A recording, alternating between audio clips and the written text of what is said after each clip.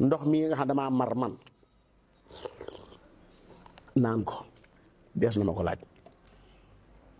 billaahi des na ma ko laaj. yonent bi sallallahu alayhi wa sallam daa génn benn bis këram fekk fa Abu Bakar ak Omar ne leen maa axrajakuma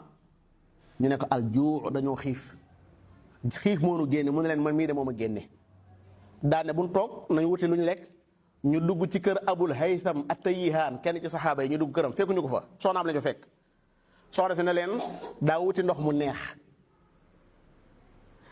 mu ñëw daa dugg ci kër gi daal kenn gënumaa tedd ay gan Muhammad sallallahu Seydina Omar Seydina Abubakar ci sama kër gi kenn gënumaa tedd ay gan daal di jubali ca gétt ga yàlla yonte bi nekk bu laal kii de yu kii maanaam xar yi nga xam ne si yu kii la booy rayal yi nga xam ne moo kii rek yu woyof yi rek waaw bul topp sa aal mii rek bu bëgg a rey maanaam yi nga xam ne moom mooy rugétti ki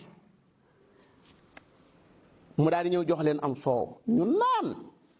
mu jox leen rutab mooy mënëx tàndarma ju tooy ñu lekk ba ñu toogee ba àggal sallallahu alayhi wa sallam ne leen mbaa xam ngeen ne lii ñu fi lekk nii ëllëg danañ ñu ko laaj daal di jàngalaay ji summa la tus'alunna yawma idin ani naim xéewal nag lay tax kenn buñ la ko laajee nga jàll mooy loo ca jëfandikoo na nga ko jëfandikoo delloo ko ci sa borom yàlla subhanahu wa taala lépp loo ci jëfandikoo na nga ko jëfandikoo ba noppee nga delloo ko ci sa borom yàlla subhanahu wa taala soo nelawee ba yeewu alhamdulillah alladi ahyaana ba'da ma amatana wa ilayhi nushur